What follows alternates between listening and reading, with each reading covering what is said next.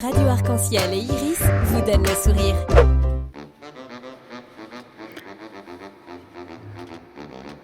Mezzanine.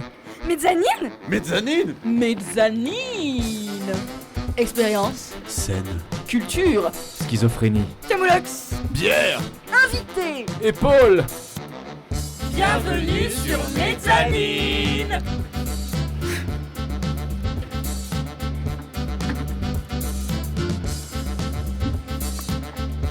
Chères auditrices et auditeurs, c'est avec la joie et la légèreté apportée par une belle journée d'éveil printanier que nous vous souhaitons la bienvenue dans Mezzanine, votre émission culture et solidarité. Culture, théâtre, société, philosophie, féminisme, cinéma, jeux vidéo, réflexion et humour.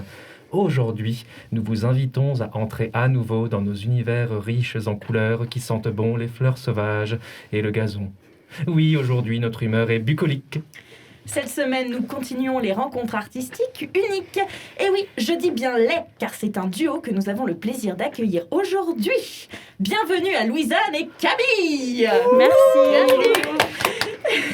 Réalisatrice, vous avez récemment produit un court-métrage extra lucide pour le Nikon Festival de Strasbourg. Mais trêve de protocole et mondanité, passons au vif du sujet. J'ai nommé Louisanne et Camille. Pierre, Manon, Sylvain et Cassandre au micro, bienvenue sur Mezzanine. Alors, Louisanne et Camille, donc vous êtes deux réalisatrices et j'avais envie de commencer cette émission par parler un petit peu de votre parcours, de la genèse un peu, qu'est-ce qui vous a donné envie de faire du cinéma et d'être derrière l'objectif. C'est ça, ouais. Alors pour ma part, le cinéma, c'est pas du tout venu comme je veux faire du cinéma, je ferai du cinéma. C'est vraiment venu un peu par hasard. C'est beaucoup venu par la technique aussi et tout simplement avec un appareil photo, enfin un mobile qui fait des photos et des vidéos. Et j'ai commencé à monter, à geeker, à passer des heures à apprendre, découvrir plein de choses.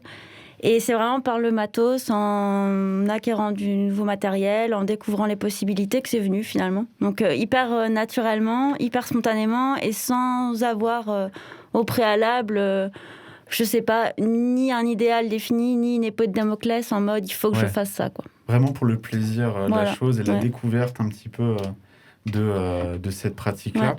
Et quelle a été votre première production avec toutes les deux. Ouais.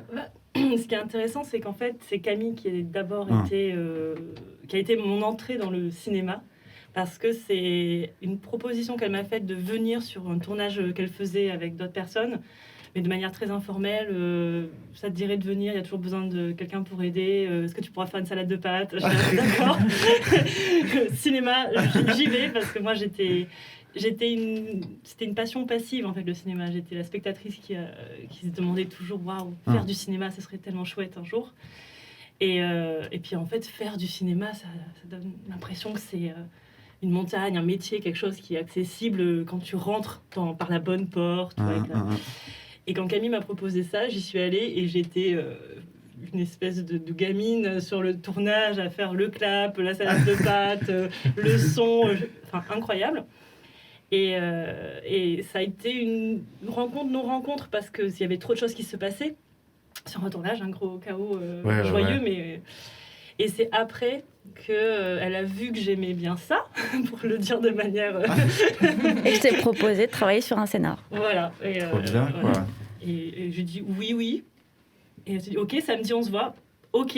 Et là, 2 mois après, on avait mis un film en boîte pour... Et là, c'était le Nikon de l'année dernière. D'accord. Donc, ensemble, finalement, vous avez fait donc deux films, donc Extra Lucide. 2 courts-métrages, Ok. Comment s'appelait le La Vieille Maison. La Vieille Maison. La Vieille Maison. Avec Claire Verlet et Jean Laurin. Ouais, Claire Verlet, je connais très bien Claire Verlet, quoi. Et du coup, je me suis demandé, vu que... j'imagine qu'il y a quand même beaucoup de différences entre ces 2 films-là, La Vieille Maison et Extra Lucide. Et peut-être qu'entre-temps, vous avez évolué peut-être dans la façon de faire, tiens, ça a moins marché, peut-être qu'il faut procéder comme ça. Et par exemple, quelles sont les différences entre ces 2 tournages-là, entre La Vieille Maison et Extra Lucide? sont des tournages bien différents, j'imagine. Quoi.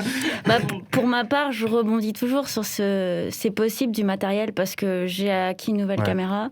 Et effectivement, les couleurs sont incroyables et c'est ça qui donne plein d'idées en fait. Et je crois vraiment, enfin moi j'adore cette liberté que propose en fait le matos, les possibles. Et Extra Lucie, il est aussi né de ça.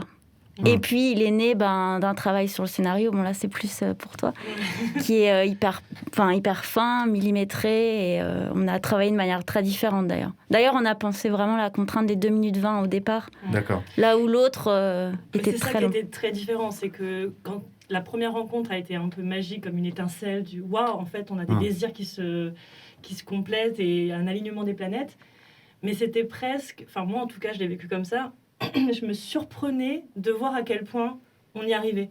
Mais du coup, on n'avait pas eu le temps, sur le premier projet, d'avoir du recul ou de respirer pour se dire, OK, on s'est dit, OK, on a besoin d'une 2 chevaux. D'accord. C'est super compliqué d'avoir une 2 chevaux. Ah bah non, en fait, on a réussi à en avoir une. On a besoin d'acteurs. Mais comment on va trouver des acteurs? On n'est personne. Ah bah en fait, on a trouvé des acteurs. Donc, on a tout fait sur le premier. Et c'était vraiment une façon, en fait, je pense, d'expérimenter déjà notre collaboration, parce qu'on n'avait jamais travaillé ensemble, de voir que ça fonctionnait, et aussi de simplement se rendre compte que quand on acceptait d'embrasser un peu le chaos, il y avait un champ des possibles incroyable et des rencontres dingues. Et donc, ça a donné un projet trop long qu'on a dû cutter, surcutter. Et on s'est rendu compte de nos limites. On s'est dit, waouh, en fait, on n'a pas pensé le format pour la contrainte et le concours. Ce qui fait que là, le deuxième Nikon Film Festival, on l'a vraiment abordé de manière beaucoup plus pragmatique et avec de la préparation, avec de la contrainte. En anticipant bien la contrainte. Voilà. Ok. Donc très différent et des ambiances de tournage aussi, pas des ambiances, les ambiances étaient toutes les deux super, mais des tournages différents aussi. Voilà. Si vous aviez tous les moyens possibles et imaginables, quel serait un petit peu, on va dire, votre fantasme de film, le truc Vas-y, revenante. Les grands espaces, une belle photo, voilà. Je signe. C'est pas Leonardo DiCaprio? Non. Oh. Non, je le laisse dans sa peau de cheval. Non, de cheval. Si. Les deux, il fait aussi. Non à Léo, écoute. Je sais pas. Ouais, grands espaces aussi. Et je pense qu'on a un goût toutes les deux pour le grandiose et le sublime et la belle photo. Donc, y revenant, ça me plairait bien. Avec toi, ce serait sport, je pense. Ce serait intéressant. D'ailleurs, en parlant de photos, je sais que tu fais de la photographie, Camille. Oui. Et du coup, tout à l'heure, tu parlais en termes de réalisation de couleurs, de tableaux, de choses comme ça. Est-ce que tu as envie de nous parler un petit peu de ton parcours en tant que photographe et les corrélations que tu peux faire entre ça et le cinéma, quoi? Pour moi, justement, la photographie, telle que je l'envisage, c'est un petit peu comme l'essence même d'une atmosphère qui pourrait être celle d'une atmosphère cinématographique. Donc, c'est un peu capturer cet instant, ce moment, ces couleurs, ces lumières, telles que je rêverais de le faire au cinéma. Donc, c'est hyper lié, en fait, je trouve, les deux. Et puis, c'est pareil, la photo, j'ai l'impression que le cinéma se nourrissent. Plus l'un m'intéresse, plus l'autre m'aspire. C'est très... C'est vraiment un tourbillon de l'image qui m'emporte. Et en même temps, c'est vraiment vers ça que j'ai envie d'aller. Et on se définit aussi, Louisanne et moi, un peu forcément par la complémentarité. Et tout ce qui est écriture, dramaturgie, scénario, finalement, c'est ce que je délaisserais et au profit vraiment de l'image. D'accord. Il y a vraiment deux personnes, une finalement derrière le scénario et une vraiment derrière l'image. Oui, plutôt. Au début, on ne savait pas trop finalement. La première collaboration a été extrêmement... On était sur quasiment tout. Donc Camille, elle est sur la réal technique beaucoup plus... Mais c'est vrai que pour le deuxième projet, puis maintenant, moi, je sens que c'est vraiment l'écriture qui m'intéresse en premier lieu. Et donc là, je pense qu'on est en train aussi d'affiner nos forces et pour encore créer des projets un peu plus, encore plus solides, encore plus ambitieux. Histoire d'évoluer ensemble. Oui, et c'est bien d'ailleurs qu'on soit complémentaires là-dessus et qu'on soit pas...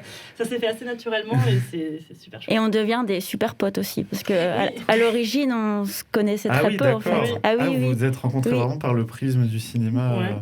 Ben, on s'en est rendu compte, on s'est dit au bout d'un an, en fait c'est maintenant qu'on commence à avoir des discussions... Autres que les projets. Voilà. Sinon on se voyait que pour parler de ciné et le projet, et c'est la cerise sur le gâteau, c'est super chouette. Et en parlant de cinéma, on va passer un petit peu sur la chronique de l'explorateur des planches qui, là aussi, a certaines petites choses à dire.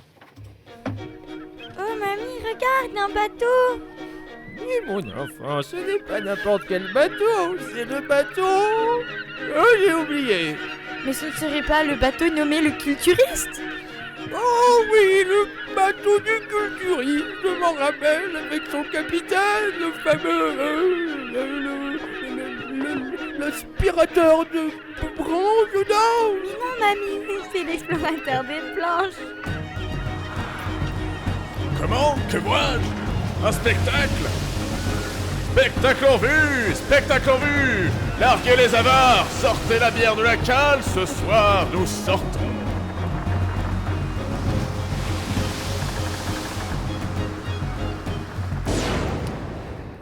Alors, ces derniers temps, je ne vous cache pas qu'il n'y a pas eu d'événements marquants dans mon aventure. D'ailleurs, cette chronique, je l'appelais la chronique de la galère, parce que c'est exactement ça, c'est la galère. Pas de pièce de théâtre à l'horizon, pas de tournage ni de concert, rien de quoi alimenter mon petit journal de bord d'explorateur des planches. Mais néanmoins, cette petite période de perdition n'est peut-être pas qu'une mauvaise chose. C'est quand les choses ne sont plus qu'on se rend compte à quel point elles nous sont essentielles. Oui, c'est vrai, le théâtre me manque comme il manque à beaucoup d'entre nous. Pour autant, faut-il se laisser aller à la déprime? Baisser les bras et devenir morose? Non, je ne le pense pas. J'aimerais vous parler de ceux qui mettent tout en œuvre pour entretenir le rêve, qui, malgré toutes les difficultés, ne s'arrêtent jamais. Alors oui, ce ne sont pas de grandes personnes, ni de gens ayant de grands moyens, non, ce ne sont que de doux rêveurs, comme moi, comme tout le monde ici. Mais des rêveurs qui, malgré l'adversité, travaillent à faire vivre leurs imaginaires. Oui, ces derniers temps, le travail est pauvre, mais les artistes sont, eux, toujours aussi nombreux. J'ai rencontré des élèves en cinéma, des jeunes comédiens comme moi et des réalisatrices en herbe.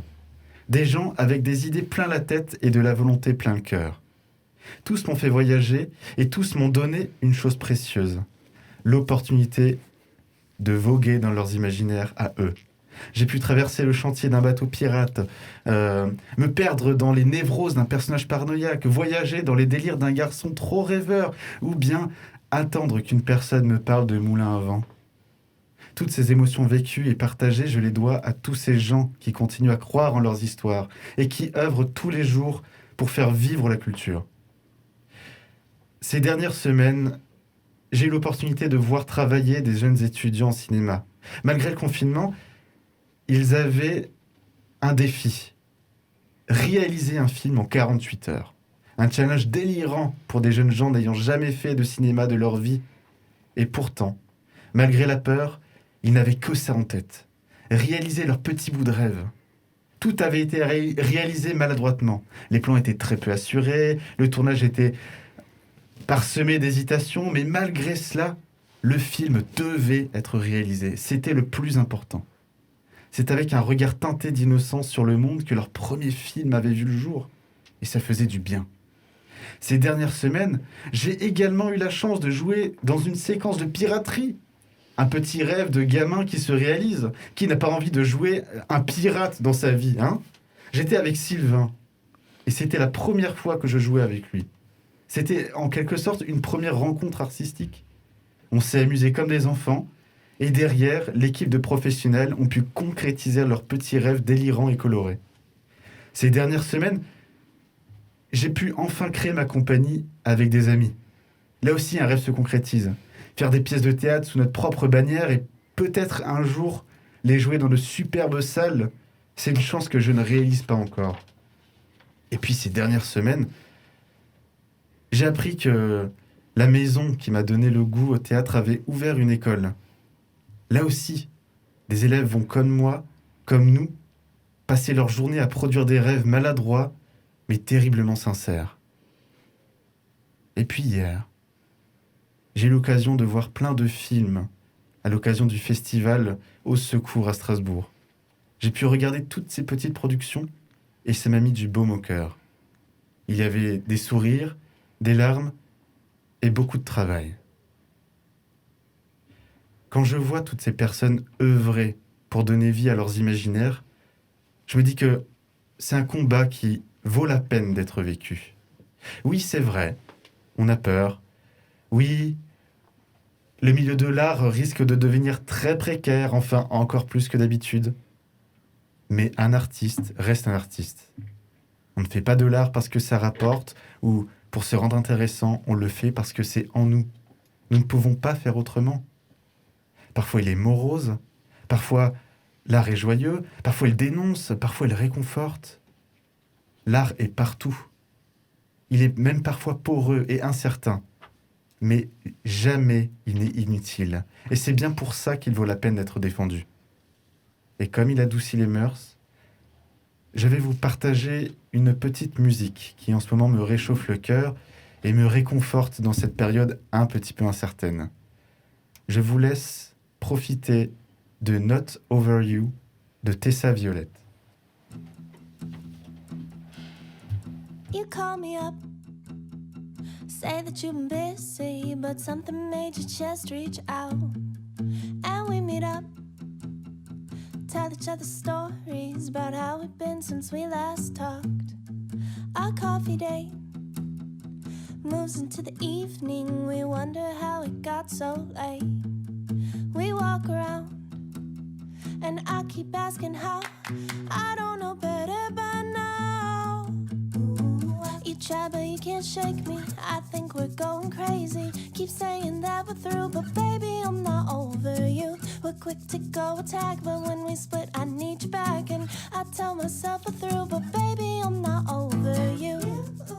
You're the one it's gotta be, and I gotta get you next to me.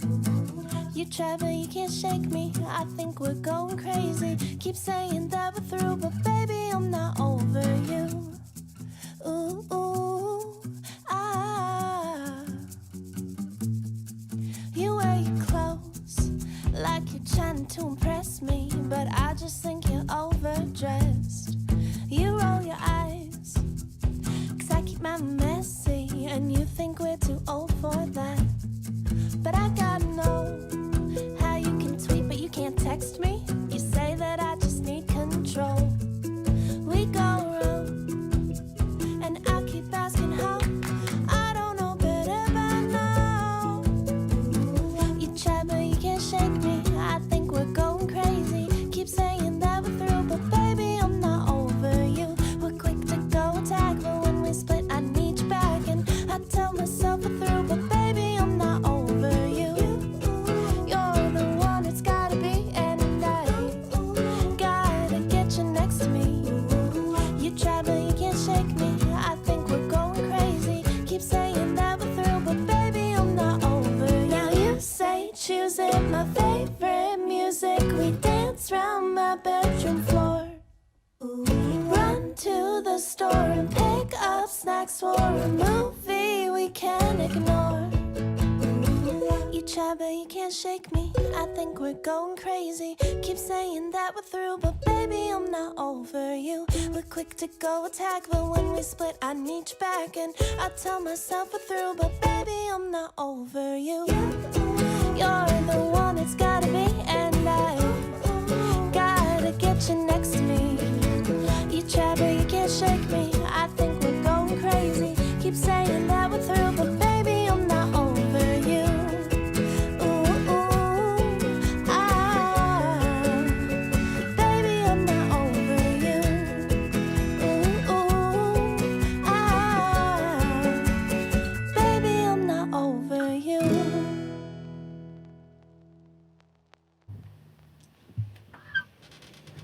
C'était Not Over You de Tessa Violette. Pour les auditeurs et auditrices qui nous rejoignent, vous êtes dans la mezzanine Sylvain, Cassandre, Manon et Pierre.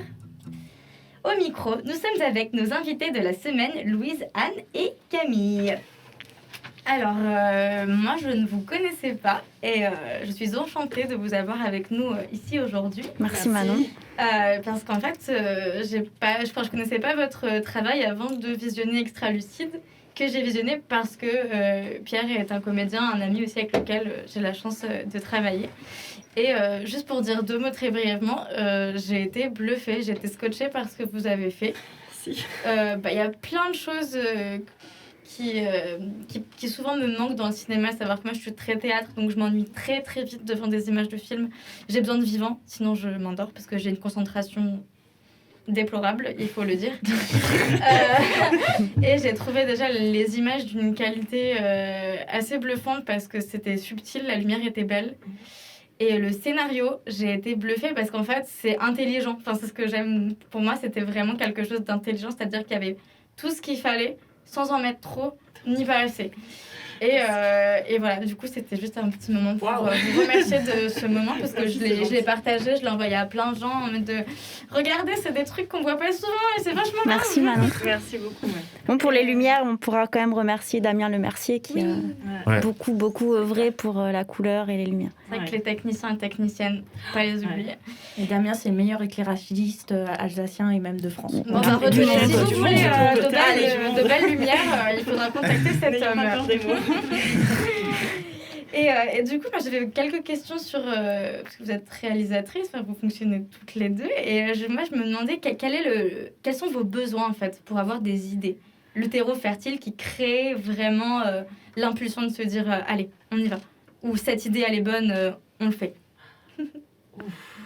C'est intéressant parce qu'on s'est vu il n'y a pas longtemps, il y a quelques jours, pour justement parler de nouveaux projets. On a envie de faire des choses un peu plus rapides, qui soient dans la boîte plus rapidement, qu'on puisse diffuser plus rapidement, qui soient un peu plus comme ça sous l'aura de spontané, quoi.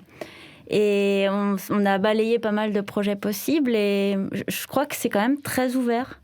Oui, puis on en parlait aussi tout à l'heure. Ce qui est intéressant, c'est que très souvent, on va échanger sur plein de projets, mais ça va dans tous les sens. Et puis, tant qu'il n'y a pas d'accroche ou une évidence, ou on va laisser les choses dans une nébuleuse. Et là, ce qui était intéressant, quand on s'est retrouvés il y a 2-3 jours, on a discuté, il y a aussi des entrées très pratiques, de qu'est-ce qui est faisable, qu'est-ce qui est moins faisable, qu'est-ce qui peut être fait avec des gens qui sont mobiles rapidement, etc. Et là, d'un coup, parfois, il y a un clic du « Ok, celui-là, on est en train de s'acharner, en fait, ça ne va pas se faire parce qu'on n'y arrive pas, il n'y a rien qui se dégage. » Et par ailleurs, une fois qu'on met ça de côté, on se rend compte il reste ce projet-là. Et puis, la nébuleuse s'éclaircit. Et on a toutes les deux, c'est assez drôle, c'est très organique, en fait, comme façon de travailler. J'adore ce mot. La synergie, mais c'est des grands mots, mais c'est vraiment... On a beau se dire, allez, on va procéder étape par étape. En fait, ça finit en grande discussion. Et puis, à la fin, on se rend compte, OK, en fait, c'est ça qui va être notre prochain projet. Et puis, on y va. Et puis, je pense aussi le fait qu'on arrive d'un univers un peu différent, où moi, j'aime bien les trucs atmosphériques, le paysage, les grands espaces. Et puis, Louise-Anne, plus le théâtre. Je pense qu'il y a cette complémentarité un peu d'inspiration, elle fait aussi qu'on peut avoir envie de se lancer, moi peut-être plus de te suivre et toi de me suivre dans des choses diverses et finalement ça ouvre là encore, c'est la force du duo. Le mot peut-être du jour c'est possible, mais ça ouvre plein de possibles, quoi. Et si là vous deviez par exemple nommer une qualité que l'une a, qu'est-ce que vous diriez l'une de l'autre? Attention, c'est la question piège, là. Attention, attention. Moi, je dirais, c'est pas... Alors, le mot est pas très joli, mais il dit quelque chose de très beau, c'est faiseuse. Elle fait. Elle dit, puis après, elle fait, et c'est quand même... Enfin, moi, c'est une qualité que j'ai du mal à avoir. Je tergiverse beaucoup, je vois tous les obstacles avant qu'ils n'aient c'est beau. qu'ils ne soient apparus. Et oui, tu es... active, j'aime pas le mot, mais tu fais. En fait, tu fais passer du monde des idées dans le réel les choses. C'est ça que tu voulais Oui, dire. c'est ça. Et puis avec un courage aussi. Waouh. Non, mais c'est. On vit un moment de grand amour. Ah ouais, de grâce. Mais j'ai l'impression que, encore une fois, pour revenir sur ce que je disais, quand on fait du cinéma, ça m'a toujours fait peur, moi, cette expression faire du cinéma. On a l'impression qu'il faut beaucoup, beaucoup de choses pour en faire. Et avec Camille, j'ai découvert qu'il faut juste faire. Et ça devient du cinéma. Donc voilà. Bah pour moi, Louisanne, c'est ton enthousiasme. Ça, c'est une qualité, je trouve, mais juste un enthousiasme qui fait que quand tu parles de quelque chose, il y a de la lumière qui s'allume dans tes yeux et il y a plein d'envie, quoi. Et ça donne l'inspiration, en fait. C'est OK, c'est quand qu'on y va, c'est quand qu'on le fait, c'est cette envie et voilà, ça... Voilà. Merci. C'est très beau tout ça, super. Et il y a quelque chose qui m'a frappée aussi, c'est quand même un duo de femmes. Et c'est vrai qu'on a quand même, dans l'industrie du cinéma, coutume de voir quand même beaucoup de réalisateurs hommes. Et du coup, moi, j'avais une petite question par rapport à votre regard derrière la caméra. Ce qu'on va nommer d'habitude plutôt le male gaze. Vous voyez ce que c'est, oui. Le concept? Oui. Et du coup, je me demandais, vous, quel est votre regard? Est-ce que ça se sent que c'est spécifique? Enfin, je veux dire, on sent que ce sont des femmes qui sont derrière la caméra. On en discutait avec Cassandre et Pierre avant, je crois. Et on se disait que dans les plans, par exemple, parce qu'il y a une femme dans Extra Lucide, on voit qu'elle est filmée avec le regard d'une femme. Elle n'est pas filmée du tout avec le regard d'un homme qui aurait peut-être... par inconscient, peut-être qu'il aurait plus sexualisé en fait. Et du coup, on se demandait un petit peu comment est-ce que vous travailliez vos plans avec votre female gaze, du coup, vos regards de femme en fait. Pour moi, c'est quelque chose de hyper important et c'est vrai que dans tout ce que je regarde, je suis très attentive à ça, peut-être un peu trop, mais je le vois beaucoup et l'hypersexualisation de la femme, c'est quelque chose qui m'attriste beaucoup. Et c'est vrai que personnellement, j'ai envie de travailler aussi dans la photo avec des hommes pour montrer autre chose des hommes et pour justement qu'il y ait d'autres regards sur les corps et justement éviter aussi l'incontournable belle femme qu'on va prendre en photo. Et je pense que ça se ressent. Après, ça s'est quand même fait de manière assez naturelle, spontanée. Mais c'est intéressant ce terme de female gaze parce que on a l'impression qu'il a besoin d'exister en réaction au male gaze. Et moi, j'avoue que là, en écrivant, en ce moment, j'écris beaucoup pour essayer justement de bouger le terreau, là, trouver des idées.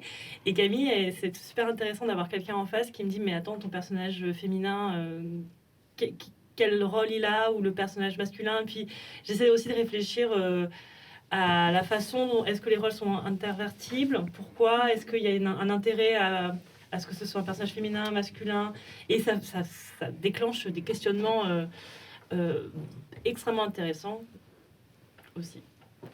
Mais justement, tu disais que tu as l'impression que le female gaze se fait en réaction au male gaze, mais en fait, il a toujours été là. Oui. En fait, c'est ça le problème, c'est qu'on a tellement l'habitude d'être... pas entre guillemets, on a tellement l'habitude d'être dominé par le genre, par le patriarcat, que quand il y a autre chose que le patriarcat, on se dit ouais, mais il n'existe que parce que l'autre existe. En fait, il a été masqué par ça. Et surtout, on l'a nommé. Et quand on nomme quelque chose, on lui donne enfin une existence tangible. Et là, c'est extrêmement intéressant de se dire qu'on a un female gaze, alors que je suis pas persuadée que c'est comme ça que je l'aurais envisagé quand on se met à filmer ou chercher nos images, alors que de fait c'est ce qu'on fait, c'est ce qui se passe. Justement, pour parler de ce regard féminin, la façon dont Pierre a été filmé, les gros plans sur la bouche de Pierre par exemple, c'est peut-être quelque chose qu'on aurait davantage attendu de la part d'un réalisateur homme sur le personnage campé par Alex. Et là justement c'était aussi naturel, spontané, mais peut-être aussi un peu volontaire. Pour moi, c'est important, quoi. Et puis la façon de filmer les deux personnages qui s'attirent ou entre lesquels il y a une énergie.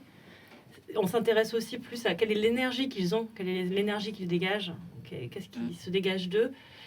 Et il y a moins cette idée de finalement qu'est-ce qui est sexy ou qu'est-ce qui est, je sais pas. Finalement, c'est un peu la prise de conscience en fait qui permet aussi de casser les codes et de changer les visions. À fond. Et sur ces bonnes paroles féministe, on peut le dire. On va bientôt passer tout de suite à la chronique de la sorcière de la bulle.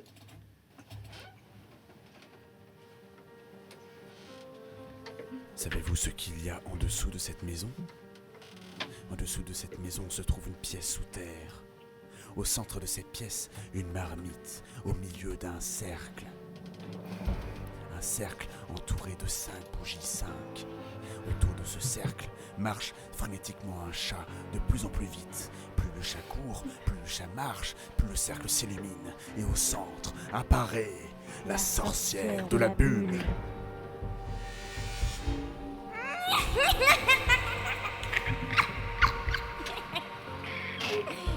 Bienvenue dans mon laboratoire d'expérience.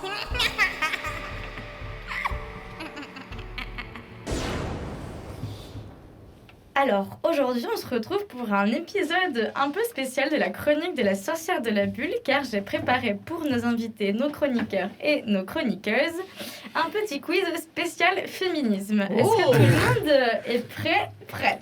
Gloops. Oui. On va voir. Allons-y. L'idée, c'est pas grave si on ne sait pas. L'idée, c'est de revoir certaines dates que peut-être on ne connaissait même pas, à savoir qu'elles étaient historiques. Il y a un prix à la fin, on a un cadeau? Ma reconnaissance éternelle. Oh, c'est pas mal, ça me va.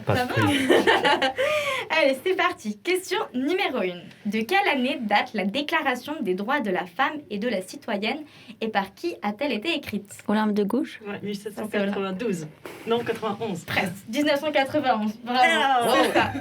Alors, le contexte, voilà, écrit par Olympe de Gouges, elle sera finalement guillotinée suite à la publication de ce texte. Oui. Ah, ça, je savais pas. Maintenant, super. Je suis au courant. À savoir que donc en 1789, c'est la Déclaration des droits de l'homme qui nous permet bien de dire que les droits de l'homme ne sont pas les droits de l'humain. Voilà, les mots ont leur importance. Et je vous ai pris un petit extrait de la Déclaration des droits de la femme et de la citoyenne. Article 10. Nul ne doit être inquiété pour ses opinions, même fondamentales. La femme a le droit de monter sur l'échafaud. Elle doit avoir également celui de monter à la tribune pourvu que ses manifestations ne troublent pas l'ordre public établi par la loi. Voilà. 1791 quand même. 91. Ouais. Et ça date quand même. Eh ben ouais. Très, très beau texte. Si vous ne l'avez jamais lu, il est disponible en petite édition de poche à 2 €. C'est un petit classique et voilà. On se bat toujours pour les mêmes choses. Question numéro 2. Alors, cette question-là est un peu moins joviale, si je puis me permettre, mais c'est des chiffres importants. Alors, à votre avis, combien de femmes sont victimes de viol ou de tentatives de viol par an? Réponse trop. A, 50 000. B, 85 000. C, 93 000. En France? En France. Oui, je dirais 93 000. Enfin, je sais pas, je suis pas sûr, mais j'ai cru entendre que toutes les 3 secondes, il y avait une agression. Ouais, c'est ça, 93 000 selon la source Nous Toutes que vous pouvez retrouver sur leur site internet. Donc en France, il se trouverait que 93 000 femmes seraient victimes de viol ou de tentatives de viol. Et dans 9 cas sur 10, le plus inquiétant, la femme connaissait l'agresseur. Selon les chiffres du ministère de l'Intérieur, on apprend qu'en 2017, les forces de l'ordre, les forces de sécurité ont mis en cause 22 348 personnes pour des crimes ou des délits de violence sexuelle ou de harcèlement sexuel. Donc on sait que c'est très peu par rapport à la quantité de personnes qui parlent ou qui sont écoutées, puisque on dit toujours libération de la parole, mais il faut aussi une libération de l'écoute. Oui, exactement. Et de l'éducation. Et de l'éducation, grandement. Et il se trouve que ces auteurs sont à 98% des hommes. Ce sont des chiffres du ministère de l'Intérieur. Donc à tous nos amis... C'est là où l'éducation est fondamentale. Voilà. Donc pour tous nos amis du Notolmen, les chiffres parlent. Désolé. Désolé. Pas des os. Et sinon, avez-vous une idée d'à quelle date le viol a-t-il été considéré comme un crime? Moi, je dirais récemment. Oui, c'est assez récent. Plutôt récemment, peut-être En opposition à délit, c'est ça? Oui, c'est ça. Oui. C'était il y a moins de 5 ans. Ouais. Non, c'est un peu plus... ouais. Le viol est réprimé depuis 1810 et il n'est considéré comme un crime que depuis 1990. C'est quand même... Et c'est le viol conjugal qui est très récent, qui a été reconnu dans la loi il y a quelques années. Donc finalement, quand Olympe de Gouges a fait sa déclaration des droits des femmes, le viol n'était pas du tout puni, quoi, ni sanctionné. Non, du tout. Oui, non, c'était un besoin. Bien sûr. Et pour la petite source, si vous avez besoin, il y a un compte Instagram qui s'appelle pas-gollerie pour dire ça ne m'a pas fait rire et qui retransmet des témoignages d'agressions et de viols, d'agressions sexuelles qu'ont vécu des femmes mais aussi des hommes puisque les hommes aussi sont victimes et les associations féministes les accueillent également contrairement à la pensée commune qui voudrait que les associations féministes ne s'occupent pas également des hommes victimes de violences. Question numéro 3. Depuis quand les femmes peuvent-elles s'inscrire à l'université sans l'autorisation de leur mari ? C'est les années 80, je crois. Alors, A, 1905, B, 1938, C, 1944. 44, ouais. Eh non, ça je crois que c'est le droit de vote, c'était 1938. Avant Juste avant que la guerre commence pour qu'elle puisse rien faire. Voilà, exactement. J'ai été assez impressionnée par ce chiffre parce qu'aujourd'hui ça me viendrait tellement pas à l'idée déjà d'être mariée et d'en plus de devoir demander si je pouvais aller faire des études. Je me suis dit que quand on est une femme, en fait, la liberté c'est quelque chose qu'on doit conquérir tous les jours. Et quand on voit qu'il y a des droits qu'on a acquis aujourd'hui et qu'on n'avait pas avant, je me dis que j'aurais été incapable de survivre à ce monde, ou alors j'aurais sûrement fini guillotinée. Brûlée. Le pire, c'est que c'est des droits genre évidents qui nous semblent ultra évidents et qui sont arrivés genre ultra tard, genre 1938, c'est vachement tard. Ça fait moins d'un siècle. Voilà. Et en plus, c'est la France. La France a été énormément en retard aussi sur les choses par rapport à l'Angleterre ou à l'Allemagne, par exemple. On était vraiment à la traîne derrière. Et dernière question, de quand date la légalisation de la contraception ? À savoir qu'avant, c'était interdit. Contraception ? Donc pas l'avortement, la contraception. Il n'y a pas des choix, là A, 1919, B, 1949, C, 1967. Je dirais 67. Pareil. Je sens la douille arriver. Non, 49. 1967. Parce que c'est la création de la pilule qui est pas exactement, voilà, c'est lié à ça. Ouais. C'était la loi Neuwirth, en fait, qui autorise la contraception dès 18 ans. Mais elle n'est pas pour autant remboursée par la sécurité sociale et sa publicité est interdite. Les décrets d'application ne seront publiés qu'entre 1969 et 1972. Il faudra attendre 1974 pour que la pilule soit remboursée par la sécurité sociale. Ah, d'accord. Voilà, la pilule, elle est remboursée par la sécurité sociale. Et c'est l'année suivante, en 1975, que l'IVG sera finalement légalisée grâce à la loi Veil. Pour ce qui est de la contraception de la pilule, n'hésitez pas à parler à votre gynécologue. Si vous avez besoin d'un gynécologue dit safe, vous pouvez vous rendre sur le site Gynenco qui regroupe les praticiens et praticiennes qui vont respecter votre consentement, vous demander le droit avant de vous toucher et qui ne porteront pas de jugement sur vos choix. À savoir qu'il y a plein de choix de contraception possibles différents, très bien comme la contraception naturelle, dite comme la symptothermie, le stérilet. Donc voilà, vous pouvez vous renseigner auprès de ces praticiens et praticiennes. Surtout que les gynécologues n'ont pas le droit de vous refuser une contraception. Enfin, moi, par exemple, j'ai eu le stérilet en cuir avec ma gynécologue qui est top. Mais quand je suis allée chercher mon stérilet à la pharmacie, ça n'a pas plu à la pharmacienne que je lui demande un stérilet. Elle s'est permis de me faire des petites réflexions. Ça arrive très souvent. Et à ce sujet-là, dans un prochain épisode, on traitera justement des violences gynécologiques. Et pour conclure, j'aimerais dire un petit mot pour nos arrière-grand-mères, nos mères, nos sœurs, les femmes de notre vie et les nouvelles à venir, de les remercier pour tous les combats qu'elles ont menés et qui aujourd'hui nous rendent chaque jour un peu plus libres, mais nos droits sont toujours en danger. Et je voulais citer cette belle phrase de Simone de Beauvoir qui à chaque fois me tord l'estomac, mais je pense qu'on ne doit pas l'oublier, aussi bien pour les femmes que pour les hommes. N'oubliez jamais qu'il suffira d'une crise politique, économique ou religieuse pour que les droits des femmes soient remis en question. Ces droits ne sont jamais acquis. Vous devrez rester vigilante votre vie durant. Ainsi à toutes nos sœurs, la sororité est notre force et les révolutions se font aussi dans la joie et l'amour. On se laisse sur le titre Sundance de Népal, un morceau doux et sensible.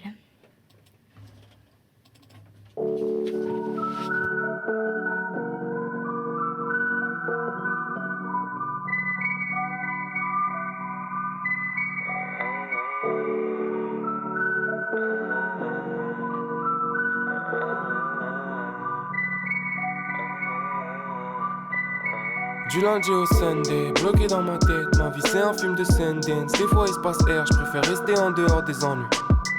Mais j'ai 2-3 plats avant si tu t'ennuies. On reste coffré dans des bulles d'air, même après la verse. Je veux pas dire que j'aurais pu le faire, j'y vais où je la ferme, je préfère rester en dehors des ennuis. Mais j'ai 2-3 plats avant si tu t'ennuies. Tout ça c'est les on va laisser ça aux L'enfer c'est les Pourquoi vouloir faire comme les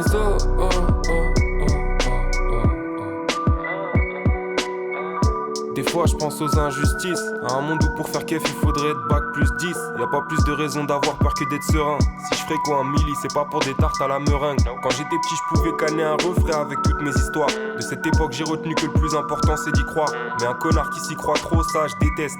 Vis au moins ta vie mon gros si tu vis pas tes textes. Drop ça par étapes comme dans le bouquin d'Herman S. Un jour une ligne de plus et je parle pas de S. Diablesse, juste un humain bloqué dans la masse d'air. Confonds pas ta destinée et le manès. Laisse, personne te rabaisse. Nos entourages transpirent nos défauts, guettent les fréquentations. Mais nos qualités aussi, donc on garde les mêmes fondations. Toujours straight, pire qu'un franc-maçon en formation. Et comme un grand garçon, je fume l'instrumental de 30 façons. Du lundi au Sunday, bloqué dans ma tête. Ma vie c'est un film de Sundance. Des fois il se passe air, je préfère rester en dehors des ennuis. Mais j'ai 2-3 plats avant si tu t'ennuies. On reste coffré dans des bulles d'air, même après la verse. Je veux pas dire que j'aurais pu le faire, j'y vais où je la ferme, je préfère rester en dehors des ennuis. Mais j'ai 2-3 plats avant si tu t'ennuies. Tout ça c'est les Tout ça c'est les on va laisser ça aux on va laisser ça aux puisque l'enfer c'est les puisque l'enfer c'est les pourquoi vouloir faire comme les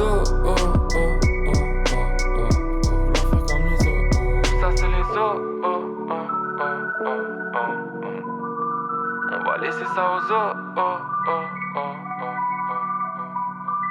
puisque l'enfer c'est les pourquoi vouloir faire comme les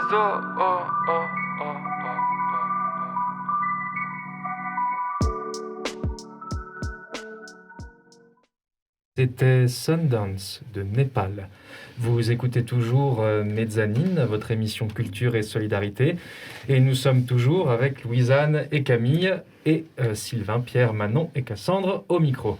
Alors, Louise-Anne, Camille, nous allons donc aborder un sujet d'actualité encore plus important, le cœur du sujet, si je puis dire, Extralucide, votre dernière production et réalisation.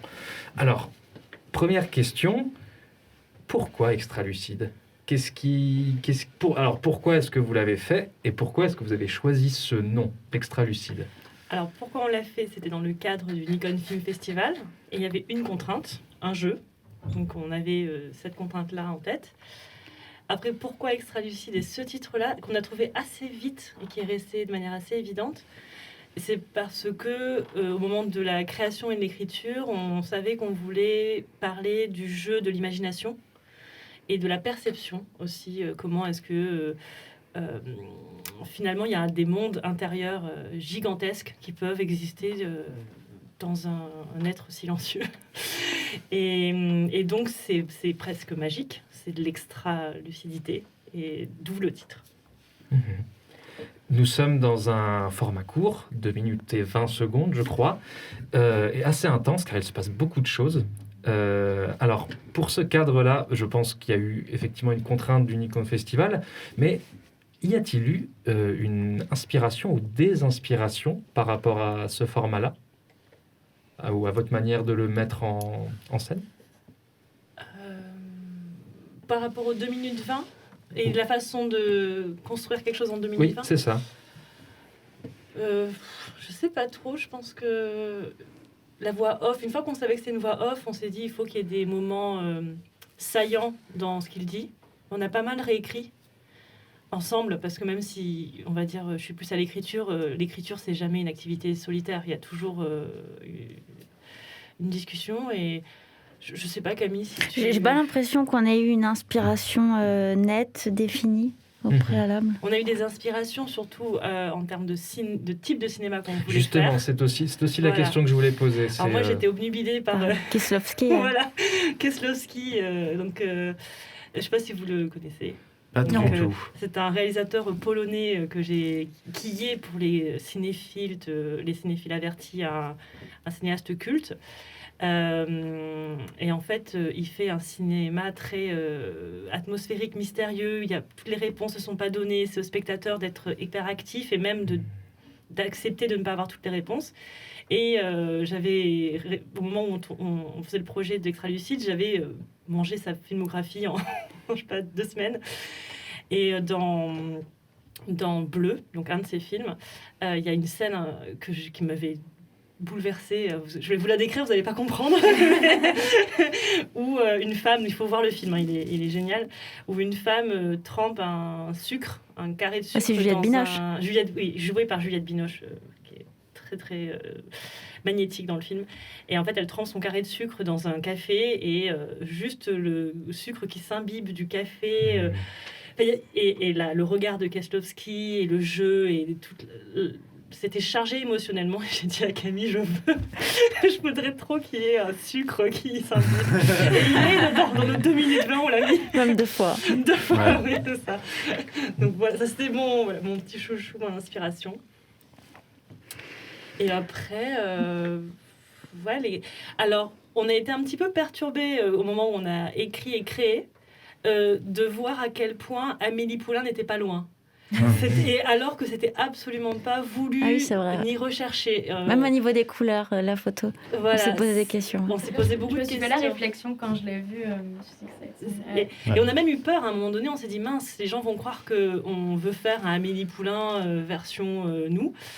Et parce que notre personnage, donc spoiler alert, mais bon, on peut, je sais pas. Oui, on peut. C'est un aveugle, à la fin on le découvre, ou en tout cas on peut deviner. Encore une fois, finalement les interprétations sont ouvertes. Et en fait, à un moment, on s'est dit, on va regarder des scènes sur YouTube d'Amélie Poulain, et la première scène sur laquelle on tombe, c'est elle aide un aveugle à traverser la rue. On se dit, mais merde, c'est pas zut, on savait même plus qu'il y avait un aveugle dans Amélie Poulain. Donc c'est pas voulu, mais il doit y avoir une forme de... Dans la création aussi, il y a ça, il y a des choses qu'on a engrangées pendant des années, et puis ça ressurgit. Et vos inspirations sont donc multiples, mais il y a également énormément de symbolique dans ce court-métrage. Il y a beaucoup de choses qui sont représentées. Vous parliez du morceau de sucre, par exemple. Et maintenant, parlons un peu des personnages. Puisque donc dans ce court-métrage, nous avons donc 2 personnes qui ne se connaissent pas. Une 3e personne, vous l'avez dit, qui est potentiellement peut-être aveugle, ainsi que la personne qui travaille dans le bar.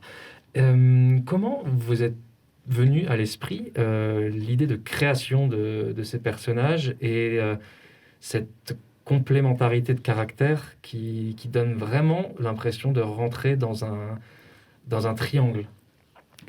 Le cœur, c'était un petit peu cet homme-là qui observe d'une autre manière une situation et puis une scène, un peu à la manière de nous tous quand on attend, je sais pas, dans une salle d'attente, à un hall de gare, un moment dans le métro, dans le tram, peu importe. Et moment-là où on est emporté en fait dans une espèce de contemplation analytique un peu d'une situation et on essaye de savoir mais qui, pourquoi, où il va. Puis finalement, ça pourrait être quoi son destin? Et puis, on imagine. Et ce jeu, l'imagination, je pense que c'était vraiment le pivot du court-métrage. C'était ce personnage-là. Et de lui a découlé les autres. Oui. Et puis, c'était aussi... lui, finalement, il perçoit. Donc, il a des indices auditifs, olfactifs, etc. Et finalement, il nous offre sa vision de ces personnages.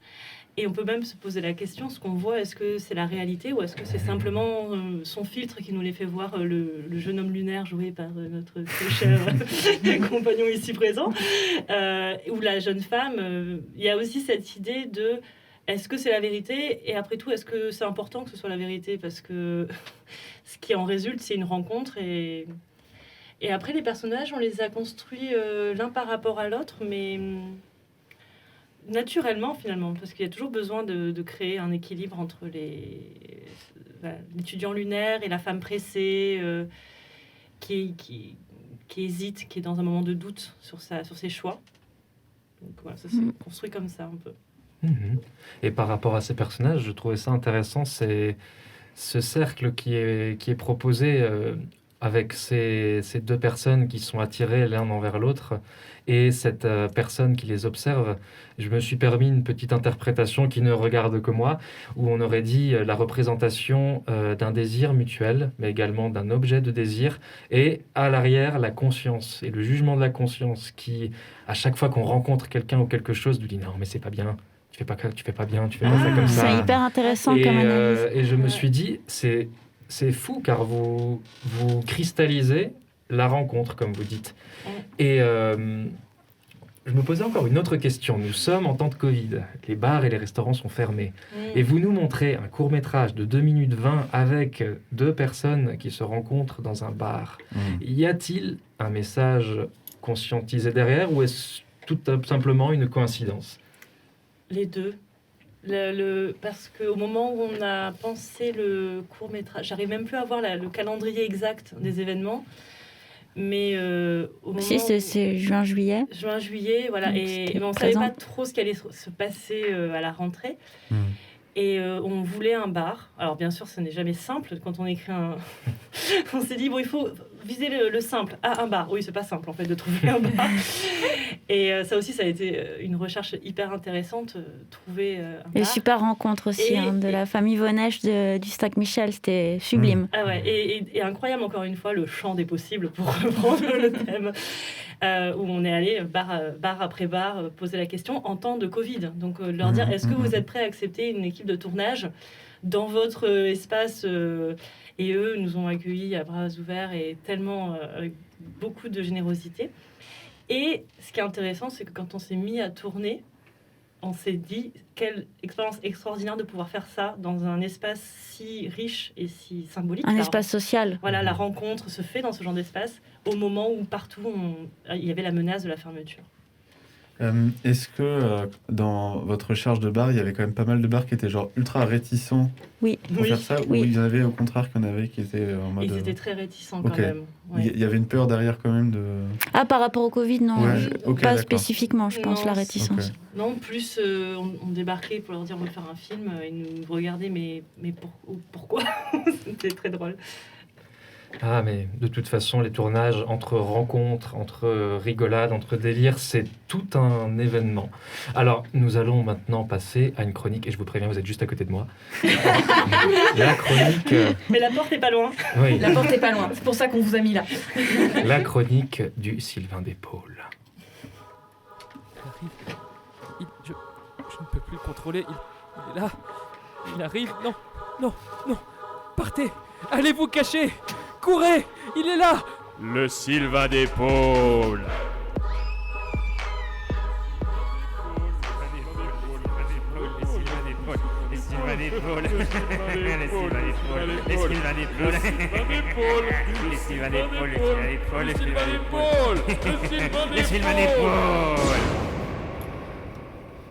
En ayant vu le court-métrage Extralucide, j'ai eu toutes les peines du monde à me concentrer.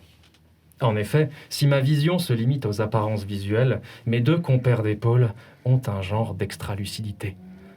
Ainsi,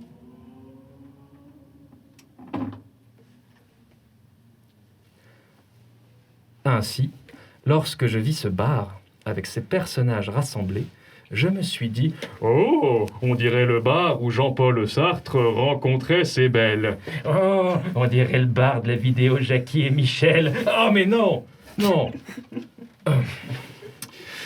Donc je me suis dit « Qu'est-ce que la rencontre ? Et en quoi un fait si commun peut être philosophique, bien qu'en ce moment la rencontre est de l'ordre du rêve et de la complication. Ne prends pas ton cas pour une généralité. Oh oui, c'est contraire à la réflexion. Oh, ça va.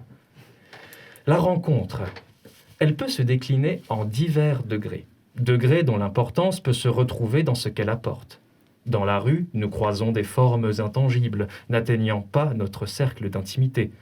On voit l'autre, les autres, sans les regarder.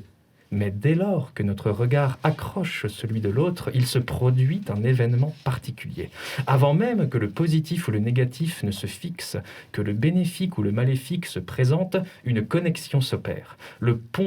Un pont est jeté au-dessus de l'abîme de l'inconnu séparant mon univers de l'extérieur. Nous l'avions vu lors d'une précédente chronique, la solitude permet d'acquérir la certitude de son existence, selon Descartes et son cogito. Néanmoins, ce qui ancre cette certitude dans la réalité et qui permet à notre rapport à soi de se déployer de notre espace intérieur vers le monde extérieur est l'événement de la rencontre. Rencontrer l'autre peut permettre de se retrouver soi-même, de parachever notre connaissance de soi. Cette réflexion est portée par le philosophe Husserl, fondateur de la phénoménologie, courant philosophique se vouant à analyser les phénomènes du monde pour eux-mêmes, ne les réduisant plus à de simples moyens. Lorsque Hegel, encore lui, publie sa phénoménologie de l'esprit, cette pratique est une méthode lui permettant de prouver sa thèse. Avec Husserl, cette méthode d'analyse se voit portée comme courant philosophique, quittant son statut d'outil logique. C'est un peu comme le BDSM, on passe d'une pratique exquise à une exquise pratique, à un courant esthétique. Oh, mais j'attends de voir tes outils logiques. Ah non, pas en public, attendez la fin pour votre dialogue platonique. Ainsi, notre chronique se veut être une phénoménologie de la rencontre. Que se passe-t-il dans l'infime portion temporelle où deux univers subjectifs et internes se croisent, voire même se touchent, au sein d'un monde objectif et externe ? Toujours selon Husserl, rencontrer l'autre me permet de prendre conscience que le monde extérieur, paraissant inatteignable et radicalement contraire à ce que je peux sentir en moi, n'est finalement que le prolongement de cette expérience, et que la rencontre ne me fait pas simplement sentir, mais ressentir. Mes sensations trouvent un écho dans ce que je peux lire et ce que je projette sur l'autre. Et c'est là que se joue la querelle philosophique. D'un côté, portée par Hegel, toujours lui, l'école affirmant que toute rencontre mène au conflit et à la volonté d'assimilation. Et de l'autre, portée ici par Husserl, bien que cette opposition ne soit pas officielle, la rencontre conduit à l'élévation, sans nécessité de suppression de l'autre. Selon Hegel, la rencontre entre deux personnes se joue primordialement sur une guerre de conscience, vaincre l'autre pour éviter de lui appartenir. Je me sens légitime d'exister librement que lorsque l'autre a disparu en tant que menace, disparu comme externe à moi. Il devient donc interne à moi. Il utilise d'ailleurs l'image d'une pomme. Je vous annonce donc, chères auditrices et auditeurs, vous êtes tous et toutes des pommes. Ah oui, toutes de belles et magnifiques pommes à croquer. Mais calmez-vous! Non, vous allez les terrifier. En effet, la rencontre est incertaine. On ne peut être sûr de ce que l'autre pense, et le réflexe logique de la lutte à mort des consciences que présente Hegel se comprend. Néanmoins, il ne s'agit pas d'une fatalité, condamnant la rencontre à n'être que négative, malgré la peur, le doute et l'angoisse. Si ce point de contact entre deux psychés risque de provoquer des étincelles, celles-ci ne viennent pas de nulle part. Chaque souvenir fait appel à des sentiments et des sensations, positives ou négatives, qui se retrouvent exacerbées par l'autre, d'où la peur. À chaque fois que j'ai une autre conquête, je me demande toujours si elle pourra faire mieux que la précédente. Chut, pas le moment. Le danger de la rencontre n'est alors pas la rencontre elle-même, mais ce qu'elle risque de provoquer pour chaque individu. C'est alors que se présente à nous la situation d'extralucide, où nos protagonistes ont opéré la rencontre, mais le risque de l'avoir provoquée. Où nos protagonistes ont opéré la rencontre, mais le risque de l'avoir provoqué plus de mal que de bien les empêche d'opérer le contact. Par le regard se crée la rencontre, mais par le regard, elle peut se voir empêchée, et de là arrive le personnage principal qui... Silence! Tu nous fais digresser, tu vas spoiler! Oui, tu as raison. Avançons vers la conclusion. Récemment, un philosophe français a remis la rencontre au goût philosophique du jour, Charles Pépin, pour qui la rencontre est salutaire en ces temps de crise salutaire. La rencontre est une promesse, dit-il. Cette citation résume son œuvre qui tente de réinvestir l'espoir dans ce mot qui en perd au fur et à mesure des mois qui passent. Investir également du sens, car la rapidité de notre société, où la réponse aux émotions se doit d'être immédiate et où la valeur de la rencontre devient marchande, Pour se protéger et avec un souci de rapidité, les sites de rencontres permettent de virtualiser ce moment sans présence directe du regard, et se joue alors un paradoxe où l'autre, certes, reste mystérieux, mais ne sort pas de notre univers mental, du moins jusqu'à la rencontre réelle. Et c'est ce que je reproche aussi des rencontres, trop de fantasmes et de déceptions, alors que le réel, ça permet plus d'action. Mais tu te prendras surtout des sanctions. Bon, finissons. Avant de conclure, je vous propose 3 concepts de mode de relation à l'autre. L'empathie, partager les émotions d'une autre personne, être le miroir de ses émotions. La sympathie, comprendre ce qu'une personne ressent. On ne partage pas l'émotion, mais on comprend d'où elle vient. La compassion, le fait de s'en faire pour une personne. On désire aider cette personne, faites qu'elle se sente mieux, indépendamment du fait de ressentir de l'empathie ou de la sympathie. Et je rajouterai le 4e, la passion du con. On n'a rien entendu. En ce qui concerne les ouvrages, je vous recommande les Méditations cartésiennes de Husserl et La rencontre, une philosophie de Charles Pépin. C'est ainsi que nous nous quittons.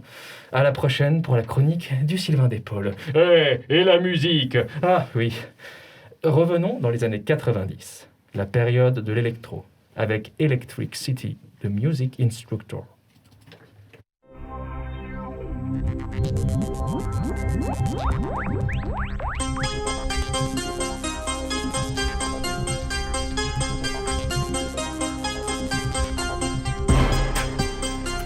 Already, many of the mutants disguised as human beings are walking the streets of Earth City. The streets of Earth City.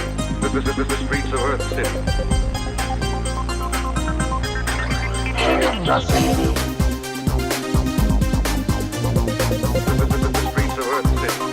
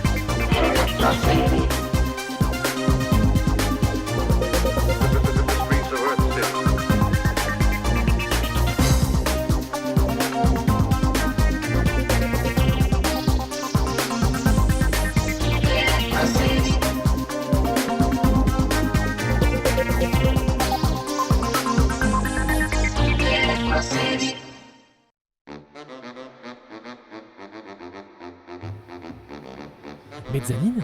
Mezzanine? Mezzanine? Mezzanine. Expérience. Scène. Culture. Schizophrénie. Camoulox. Bière. Invité. Épaule. Bienvenue sur Mezzanine.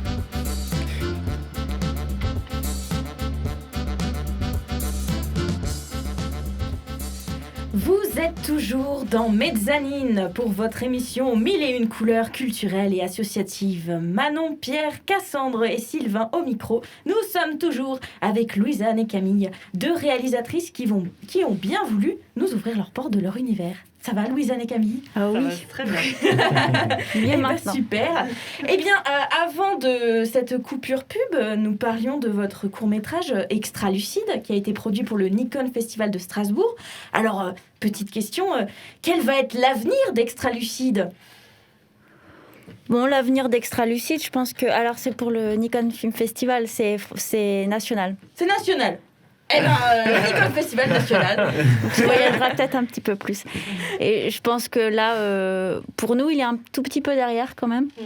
Même si c'est un plaisir d'en parler. Et on a vraiment à cœur là de se lancer dans d'autres projets et puis d'ouvrir plein d'autres portes, justement. Ouais, on l'a soumis à 2 ou 3 autres festivals pour essayer de lui donner une vie, mais on sait qu'il n'est pas dans le créneau de ces festivals de manière prioritaire. Et puis, on va le rendre disponible à un moment donné sur Vimeo, ça on le sait. Mais c'est vrai qu'on est tourné vers l'avenir maintenant. Ah, eh bien justement, parlons-en de l'avenir. Quels sont Est-ce que vous avez des projets en cours en ce moment? Oui, on a un gros projet qui prendra l'ampleur qu'il prendra, mais on va créer une association qui aura vraiment pour but de créer des liens, parce qu'on sent vraiment que ce que le cinéma nous a apporté à toutes les deux, c'est le lien, déjà entre nous deux, c'est comme on l'a dit, et aussi toutes les rencontres incroyables qu'on fait, et on a envie que ça soit justement une terre fertile. Donc on est en plein dedans, là, dans la création de l'association qui s'appellera Les Orées. Oh. Est-ce que tu veux expliquer le titre, Camille? Le nom? L'orée est comprise comme une lisière, un seuil, un début. C'est un pluriel, c'est un mot féminin qui sous-entend plein, là aussi, de chemins, de pistes à explorer. Et puis, tu parlais de liens, de terre fertile. Je pense que c'est vraiment dans cet esprit-là de... Enfin, au début, c'était peut-être plus fermé dans notre représentation, et puis plus on avance, plus on travaille à l'assaut, et plus on se dit, mais en fait, faut qu'il se passe plein de choses, et on a envie qu'il se passe plein de choses, et de pouvoir aussi faire advenir les rencontres. Ouais. Je pense qu'il y a vraiment cette idée-là. Donc voilà, l'idée, ce sera de pouvoir faire des projets sous le nom Les Orées, mais qui puissent faire rencontrer des acteurs, avec des scénaristes, avec des photographes, avec des maquilleurs peut-être, qui sont tous en demande aussi, et en besoin, surtout dans ces temps un peu complexes pour la culture et pour les intermittents. Donc on ne sait pas du tout où ça va nous mener réellement, mais justement, c'est une orée, c'est un début, et voilà, donc ça c'est vraiment ce qui nous occupe en ce moment, et les projets qu'on va faire. On a déjà des petits projets en tête pour nourrir justement l'association, mais ça pour l'instant c'est... Ça démarre confidentiel. Voilà. Oh, pas un petit indice pour nos autres. Dans les coulisses, on en parlera. En tout cas, c'est un titre plein d'espoir, les Orées. Oui, ouais. C'est un très très beau titre pour une association, et ça donne envie. C'est un début, mais un très beau début. Eh bien, si on revient sur votre court-métrage Extralucide, si vous deviez qu'est-ce que vous diriez aux gens qui ne l'ont pas vu pour les inciter à aller le voir? D'écouter l'émission de radio, parce que Louisanne a spoilé évidemment. Donc de bien réécouter. Après, j'ai prévenu que c'était spoilé, donc j'espère qu'ils mettront pause. Non, ce qu'il faut, c'est un court-métrage très court qui doit se voir plusieurs fois. Et c'est aussi comme ça qu'on l'a pensé. Je réponds en retard à ta question de tout à l'heure. Mais ça y est, j'ai la réponse. C'est-à-dire que en 2 minutes 20, il faut le penser comme c'est en temps réel. Donc il y a une rencontre réelle qui se fait en 2 minutes 20. Et c'est aussi comme c'est une enquête. On l'a vu comme ça, on l'a écrit comme ça aussi, l'enquête policière presque, mais une énigme du cœur. Et j'avais compté une fois, on a mis 7 indices qui à la fin permettent de réaliser ce qui se passait en fait dans le court-métrage. J'ai déjà spoilé, mais je vais pas le redire. J'ai l'impression que ça se trouve, ils n'ont pas entendu. Donc il faut le revoir et c'est hyper intéressant. À chaque personne à qui on en parle, l'interprétation est différente. C'est vrai, ouais. Et pas du tout contradictoire. Elles sont toutes hyper valides et ça, c'est le meilleur retour qu'on puisse avoir. Tout à fait. Et je voudrais juste rajouter que pour ce film, le son, il a été essentiel. Et je voudrais juste remercier le travail de Sébastien Vallée par rapport au son et la précision, la minutie, le boulot aussi de mixage derrière qui était assez intense. Et puis la réalité de ce film est aussi complètement indissociable de sa réalité sonore. Et la voix off de Florian Wamser, elle rend aussi compte de ça. Et je pense qu'il y a à voir, à entendre, et limite à entendre sans le voir ou à voir sans l'entendre. Enfin, peu importe. Oui. Enfin, c'est aussi une expérience, je pense. Oui, je pense aussi, c'est très bien résumé ce court-métrage qui, moi, m'a beaucoup touchée en le voyant. Je l'ai beaucoup aimé. Et est-ce que vous aviez un petit mot pour la fin? Est-ce que vous avez quelque chose à dire, une dédicace à faire? Peut-être un projet que vous avez envie de créer, que vous avez envie de partager, une petite annonce, genre je ne sais pas. Est-ce que vous avez envie de quelque chose à rajouter? Je vous laisse 1 minute, rien qu'à vous. Oui, d'accord, tu me On est en train de s'échanger la parole. Sauf que je ne sais pas jusqu'où j'ai le droit de dire les choses. Non, on travaille sur un format récurrent. On va créer quelque chose, d'ailleurs, on va vous en parler en coulisses, mais qui va nourrir l'asso. On cherche aussi à créer un projet de court-métrage plus long pour être plus ambitieuse et aussi plus... avoir de la respiration dans l'expérience du film et du montage. Et puis, on est en train d'explorer chacune de notre côté. Camille, elle est à fond dans la photographie, elle continue à explorer ça. Et moi, j'explore de manière de plus en plus décomplexée l'écriture et le scénario. Donc, on avance comme ça. Et voilà. C'est très bien, c'est un très bel avancement. Alors, on va passer bientôt à ma chronique, mais avant, petite question pour vous deux. Est-ce que pour nos auditeurs, vous auriez une activité, un film, un livre ou une œuvre à conseiller qui vous fait du bien, qui vous remonte le moral ou qui vous redonne espoir? Alors, Marcher. Ouais. Je croyais que tu allais parler de The Dig sur Netflix. Ouais, rire. et pour rêver, une série que j'adore et qui s'appelle The OA sur Netflix et qui est sauvagement sous-estimée, je trouve, et qui permet de rêver, voyager, se faire du bien. Ce dont on a bien besoin en ce moment. Merci beaucoup Camille et Louisanne de nous avoir donné un peu de votre temps. Un immense merci. Merci à vous de nous avoir reçus. Merci beaucoup. Et tout de suite, on va passer à la chronique de la cyberpassagère.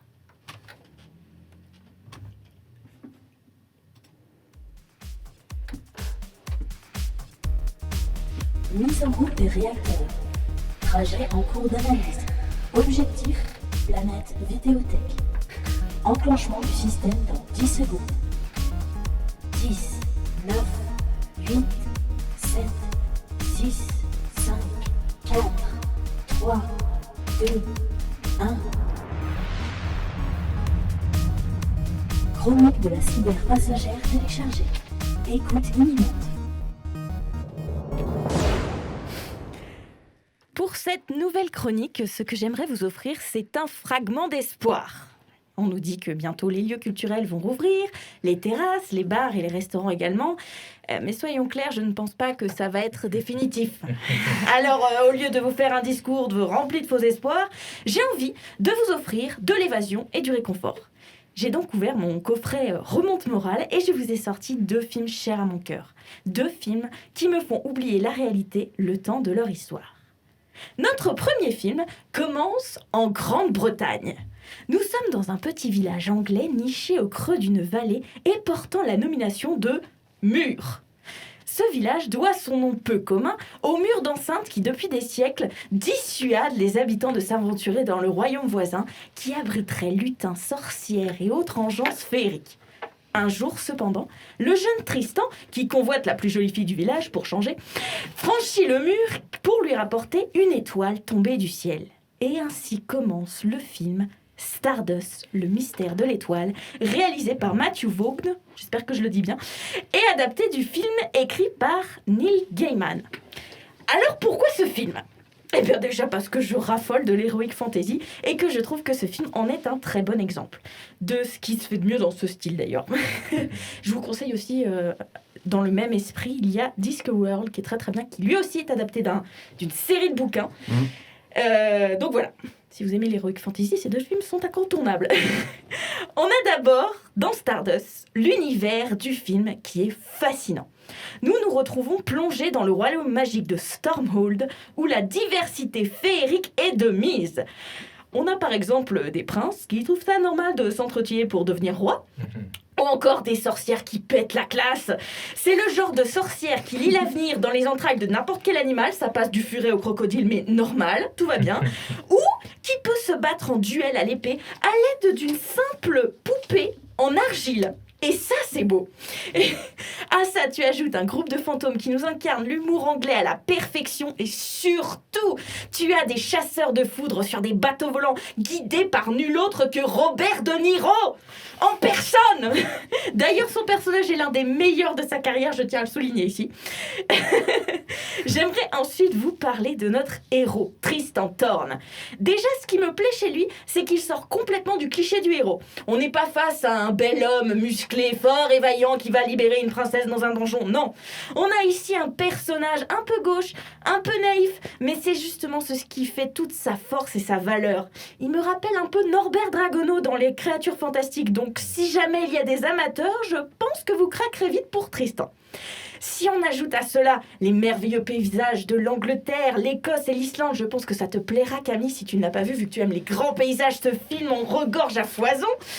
Et donc, les merveilleux paysages de l'Angleterre, l'Écosse et l'Islande, et tous les superbes décors créés spécialement pour l'univers, comme le repère des sorcières. À cela, on ajoute un casting compétent et efficace, et surtout, une ambiance où l'humour anglais sublime l'histoire. On a tout ce qu'il faut pour passer un merveilleux moment, donc, en résumé, regardez Stardust, le mystère de l'étoile. Passons maintenant à un film créé dans un univers... Je recommence. Passons maintenant à un film créé dans un univers musical, puisque le scénario est écrit par Tuomas Holopainen, j'espère que je le dis bien aussi, membre du groupe de métal symphonique finlandais Nightwish. Bon, mettons les choses au clair, je suis une femme inconditionnelle. Une femme, oui, je suis une femme. Mais je suis une fan inconditionnelle de ce groupe et encore plus de Tuomas Holopainen, puisque j'adore l'univers et l'émotion qu'il dégage dans ses musiques. D'ailleurs, petite fun fact sur lui, il a composé en 2014 un album autour de l'histoire de la jeunesse de Picsou. Donc si ça vous intéresse, l'album s'appelle The Life and Time of Scrooge. Parce qu'en anglais, Picsou s'appelle Scrooge. Je le dis très mal, j'ai un accent anglais épouvantable. Allez, promenez vos oreilles là-bas, ça vaut le coup. Mais revenons au film dont je voulais vous parler, Imaginae-Rome, et son nom. Au début de l'automne 2018, n'importe quoi, ça va pas Cassandre aujourd'hui, hein. De l'automne 2008, Tuomas Holopainen proposa une idée à Stobe Arju. Je suis désolée, je massacre leur nom, mais ils sont finlandais et je n'arrive pas à les... J'ai vraiment essayé, mais c'est une catastrophe. Je m'excuse pour la prononciation. Donc, Stobe Arju, je crois, réalisateur avec lequel le groupe avait déjà travaillé sur le clip de la chanson The Islander. L'idée initiale de Tuomas était de tourner une vidéo pour chacune des 13 chansons de l'album, intitulée Imaginae-Rome. Mais Stobe Arju décida, ou plutôt suggéra, qu'il pouvait aussi inclure du dialogue. Et donc, très vite, ils décidèrent de faire un film autour de l'album. Imaginaerum raconte donc l'histoire de Thomas, un vieux compositeur qui, aux portes de la mort, part dans un voyage onirique où il devra affronter son passé, l'abandon de son père et surtout les relations perdues avec sa propre fille, Jem. Son passé le fera plonger dans ses anciens rêves se mélangeant à un monde fantastique et musical. Bon, que les choses soient claires, oui, j'aime le film parce que j'adore Nightwish. Donc, si tu aimes le groupe, regarde-le puisque tu retrouveras tout leur univers métal qui est dedans. Ah, mais qu'est-ce que j'entends? Oh, mais si j'entends au loin des Philistins qui vont me dire « Oh, j'aime pas le métal, c'est violent, ça invoque le démon. » Bon alors, déjà, tu fermes ta bouche et tu devrais prendre le temps d'écouter certains groupes parce que crois-moi, mon petit Philistin. Alors oui, vous étiez pas là la semaine dernière. Philistin, c'est quelqu'un qui n'a aucune culture. Voilà. Donc, mon petit Philistin, le métal a une sensibilité artistique. Eh oui, ça n'invoque pas le démon. Bah non, parce que moi j'en écoute tous les jours et à ce que sache, Satan n'a pas encore frappé à ma porte. Et Nightwish, donc, c'est un très bon exemple, mais je pourrais te citer des groupes à la pelle avec une sensibilité artistique. Et quand bien même, si tu n'aimes pas le métal, tous les goûts sont dans la nature, tu peux regarder ce film, car la bande originale est principalement des réinterprétations des chansons de l'album par, d'ailleurs, Petri Alanko, le compositeur du jeu vidéo Alan Wake. Donc, les gamers, vous êtes servis. On a affaire à une musique à la fois douce et poétique qui provoque le rêve et l'imaginaire du spectateur. Et tout ça part du métal, donc le Philistin va fermer sa petite bouche d'ignorant et encore une fois, il va aller se cultiver au lieu de juger. Mais si je laisse de côté la musique, le film a ses points forts ailleurs. On a d'abord le scénario qui va vous toucher droit au cœur de par cette histoire parlant des relations parents-enfants avec une réelle poésie. Le réel se mêle à l'imaginaire pour révéler des personnages forts et surtout nous laisser un message assez vrai. C'est souvent le manque de communication qui engendre les conflits. Nous avons ensuite la mise en scène car le film nous plonge dans une certaine obscurité où la lumière et la couleur se focalisent surtout sur ce qui est le plus important. Ici, le noir et la couleur s'accordent merveilleusement bien pour nous offrir un univers à la fois sombre et poétique qui peut vous rappeler un peu l'univers de Tim Burton ou encore des jeux vidéo comme par exemple Ori and the Blind Forest. Bref, Imaginaerum est un bijou. C'est tout pour moi. J'espère que ma chronique vous aura apporté de quoi vous réchauffer le cœur et je vous laisse avec, bien évidemment, la musique Taika Talvi de Nightwish qui figure sur l'album Imaginaerum. Et le Philistin, écoute ça, c'est du métal et c'est bon pour ton inculture.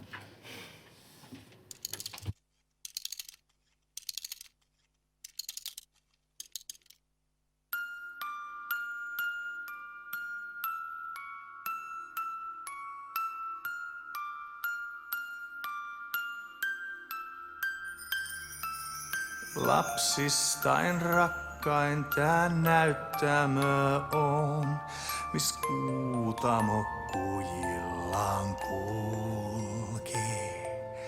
Taipunut havu kesähoivassa sen, valkomeren nynaavan, joka aavekuun siiven saapuu mut kotiin noutamaan.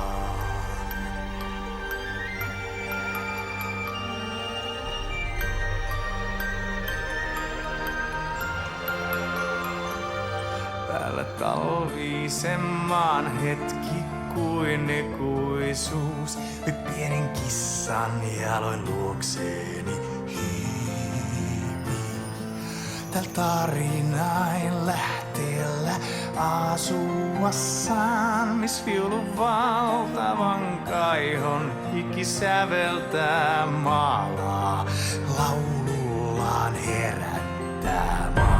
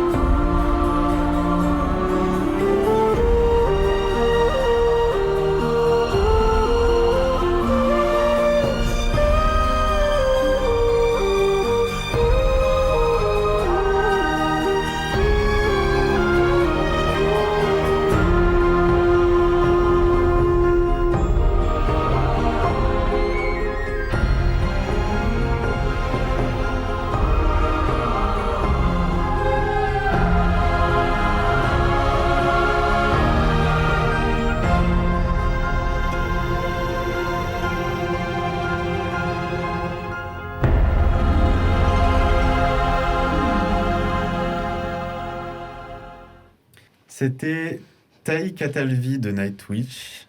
Et c'est sur ces dernières notes que se termine notre émission. Nous espérons tous qu'elle a été pour vous une petite bouffée d'air, une porte à la rêverie et à la paresse, la bonne paresse, celle qui ne sert à rien mais qui pourtant est indispensable, celle qui te rappelle que finalement la vie, c'est aussi fait pour s'amuser. C'est vrai que ça commence à faire long à ce temps des restrictions. Pas de culture, pas de bar, c'est pas indispensable et puis ça rend malade. C'est pas si grave, hein. Et pourtant, dehors, il y a des gens qui se tiennent debout devant les théâtres. Ils ne font pas ça pour jouir de soi-disant privilèges, non. S'ils sont debout à manifester dehors, c'est pour vous, mes amis. Eh oui, ils n'attendent qu'une chose, rouvrir les portes des théâtres et par la même occasion celles de vos cœurs. Car oui, vous êtes aussi des rêveurs et des rêveuses. Et comme tout le monde, vous avez des fascinations, des obsessions qui colorent votre vie et qui parfois donnent un sens à votre destin. Alors, je vous en prie, prenez soin de vos petites couleurs et colorez votre monde, colorez vos imaginaires et colorez les gens gris aussi. Colorez tout ce que vous pouvez, car ceux qui portent les couleurs de la joie et de l'espoir, c'est bien vous, les rêveurs et les rêveuses. Nous vous quittons sur une jolie citation du professeur du Cercle des poètes disparus. On ne lit pas et on n'écrit pas de la poésie parce que ça fait joli. Nous lisons et nous écrivons de la poésie parce que nous faisons partie de la race humaine et que l'humanité est faite de passion.